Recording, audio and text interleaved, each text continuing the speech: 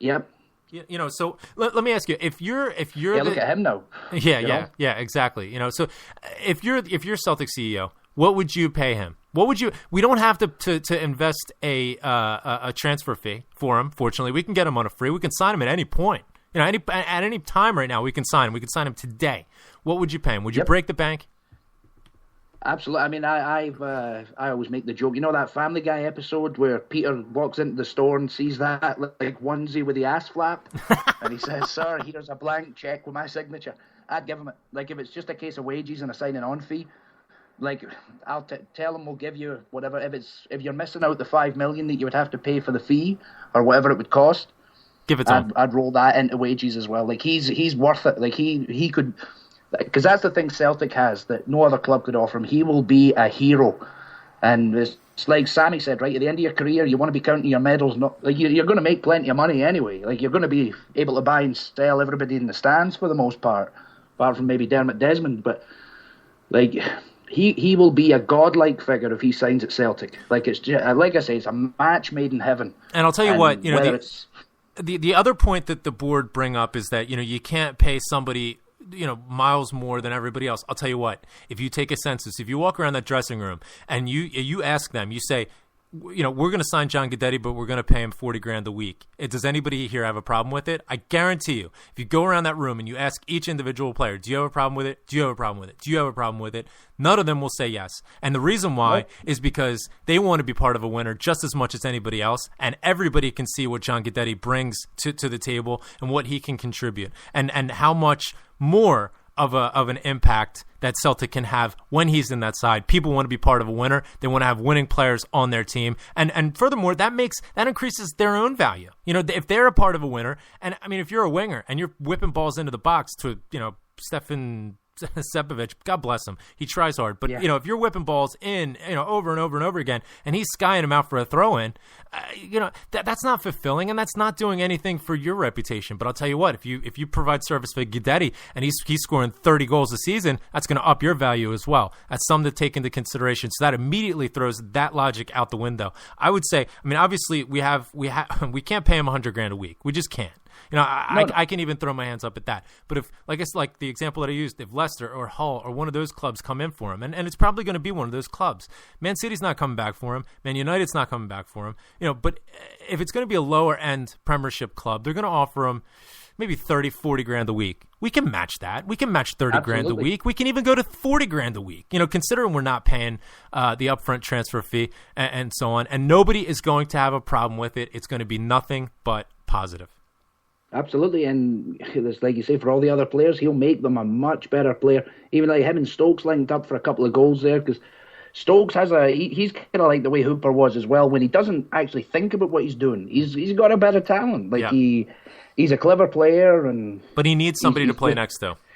Absolutely, he's never a lone striker or anything, or a winger or anything like that. But just give him that kind of freedom and a big number 9 like Guidetti, and he'll do things. They've been forming an all right partnership, but yeah, I'd pull out all the stops. I'd be digging in behind the couch and whatever we had to do to. I'd be digging up Peter Lowell's driveway. Yeah. Let me ask you predictions for the Europa League. I mean, obviously we're in the thick of it with the SPL. We have some cup ties coming up. Obviously, the League Cup is sorted for the semifinal. We're looking forward to that. But the Europa League is really where a lot of the excitement is just now. Came off of a frustrating result on Thursday. We really should have. Not just gotten the 1-0, but maybe made it 3-0 or at least 3-1. We had so many opportunities. Basically squandered it. Now, granted, Griffiths took his goal quite well and was incorrectly taken off the board. But, be that as it may, I think that there's a lot of panic that's sort of going on. And I understand it, but I'm not buying into this, sort of woe is we and now we have to get a result against Salzburg. Keep in mind, this is a club, we got a result away on their ground, on their patch. And now they're coming to Celtic Park. And we all know the impact that Celtic Park has. I'm feeling good. I'm feeling good about where we are. Granted, we should have gotten the 3 points away on Thursday, but this is the second consecutive result that we've gotten away in Europe. I mean, there was a time when we would die for any sort of result away in Europe, and now we're getting them. I remember that, like 4 Champions League campaigns in a row or something with nothing. And now we're getting them. We're seeing, a bit more consistency. Yes, it's frustrating, but I think we're starting to see some progress. And this is without Guidetti, mind. Yep. I think we're in good shape. What are your thoughts in terms of give us your predictions? Are we going to top our group? And then where do you see, potentially, how far do you think we can go in the Europa League?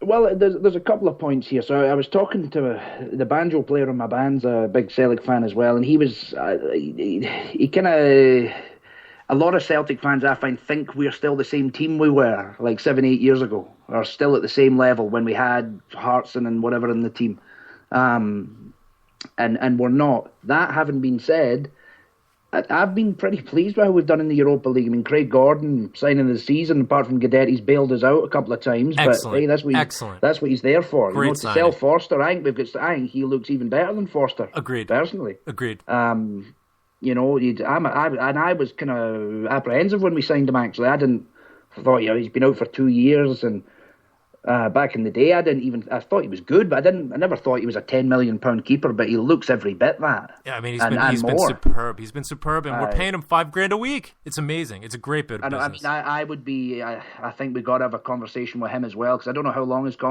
contract is, but we got to make sure we keep him as well. We can't afford to lose him for nothing. Sure. Yep. But with the Europa League, I'm almost certain we'll qualify. I think we will get a result against Salzburg. Like you say, we got a result over there, and I think we're on 8 points. They're on 10. So chances are we're going to qualify anyway, God willing. But the Europa League's a totally different competition to what the UEFA Cup was, though, when we were having runs in it and everything. It's true. Yep. Yeah. It's really like I think there's a real breakdown, and even in the money, because I read something, I don't know if it was true, but Sevilla got like £3 million or euros total when they won it. That's it. Whereas you get that for you get like £1 million just for winning a game in the Champions League. Right. And you get 8 million just for turning up. Yeah. So it's huge divide. Like the money is there's a huge difference, considering we're about to get 16 teams or whatever out the Champions League groups into it as well. Right. Or 8 teams or whatever it is. I hope we can. Does it go to a last 32? Or? So it breaks down into a 32, and then the challenge there is these teams that get into 32. Even if we top our group and we're facing one of the clubs that finished second in their group, these teams are no mugs. I mean, we could wind up going up against a very solid say a German side or whatever or something. Exactly, one of these teams that they're just looking for any bit of silverware. That they're going to be up for it. They're going to be playing for it. Clubs that have more money for us. Now, granted, once, and God willing, we do get into the knockout stages, we'll have Guidetti back, and that's going to be a huge lift. Yep. But, it's not as if, we can sort of take the first round or even the first 2 rounds for granted. I mean, it's going to be an uphill battle.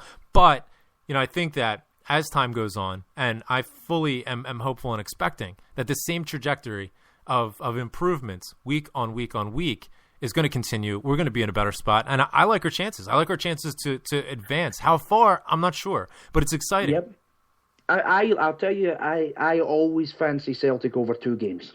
Like, no matter who we're playing against, we've got a chance. Like, the only time we've ever really been really done in was by Juventus there. They were just a cut above, but apart from that, like, I can't remember too many trouncings we've taken over 2 games. Yeah. And even, the run to Seville was the best thing in my time supporting Celtic. Like, I still remember going down even to Blackburn, and people said, "Oh, you've got no chance." And going to Stuttgart, you've got no chance. Britain. And we're 3-0 up in 20 minutes, or 2-0 up in 20 minutes. Yeah. And then you go to Liverpool and Hartson. Just the best goal I've seen, I think, from one of the top 3 or 4 goals I've seen in my life from anybody. Incredible. Like that action he gets in the ball, and he's a big man putting all his weight on his weak foot, and it's just with the movement, and it's just going by so fast. I mean, I can still see it going in. It's like the Nakamura goal against the Huns, right? Exactly. As soon as it left his foot, you knew it was in the net. Exactly. Like, you could celebrate before from 35 yards out. Yeah. What a player. Nice wee 1-2 with Henrik and that. Like, I mean, it was just amazing. Yeah. But I mean, that night, like, I forget if it was Hartson or son or Petra, one of the guys anyway, said that was the most inspirational team talk they ever had that night. Yeah. Like, they felt like they were world beaters. They could go out. And then that's the thing with Celtic. You get this magic you don't get at other clubs. And no matter who we get in the last 32, I mean, you know, I don't think we can win it or anything. But, I mean, you never know. You never know. Exactly. Like I say, I would always put my money on Celtic over 2 games. Yep. Because by the time we're in the latter stages, Celtic Park will be full again. That's true. People will get excited about that. And like you say, Guidetti will be in. And like he's got the potential to just be a gold nugget for the club. You know what I mean? The number of jerseys that he'd sell and a number of people will come out just to see him. You know, he's a real character too. Did you see that video of him with the Swedish rapping and the beatboxing? He does everything. You know, he does the beatbox, and you know, I mean, he scores goals for fun, and you know, he's celebrations. He's fantastic in the press. I mean, he ticks every box. He really does. I mean, dare I say, I hate doing this, and when I say it, I sort of cringe, but I just can't get away from it. I don't know if we've seen a player. And I'm not going to compare on specific situations. I'm just talking comprehensive. I'm talking across the board, ticking every box without any really major weakness. I don't think we've seen a player like this since Henrik left. You know, and I'm not saying that I'm not the level of excitement for sure. I'm not saying that he's the player that Henrik is. I'm just saying in terms of the impact that he has on the team when he's playing. I don't think that we've had a player that does that to the same level. Yep, I think you're absolutely right. He's a one in a million. Like, there's not many like him. That's for damn sure. Yeah. And I would, like I say, I'd give him a blank check. I'd say, name your price. We want you. Yeah. I mean, you know, no shame in doing that. Exactly. It makes sense. It makes business sense, Peter. Forget about Neil Doncaster. But look at it like an investment, right? Exactly. Like I say, for the jerseys, like, if we sign him in a 3-4 year contract, for sure, the next jersey I get, I'm getting his name in the back of it. No question. And so is my kid. And so is your kid. Yep. Your kid's getting a Guidetti jersey. Jersey. Yeah, absolutely. Fantastic. We've been having that conversation, because like Christina, unfortunately, even though she's French Canadian, is a Leafs fan. Oh. So our parents have already bought us the little Maple Leafs hat, and she said, it's because you're going to get all the soccer team stuff and whatever. And said, well, and then she made the mistake of saying, well, like, what are you going to do if our kid chooses to be a Rangers fan? And I said, hey, our kid is free and empowered to do whatever they want, but I'm also free and empowered to kick them out as soon as they turn 18. Of course, we know that's not even the realm of possibility. It's in his DNA.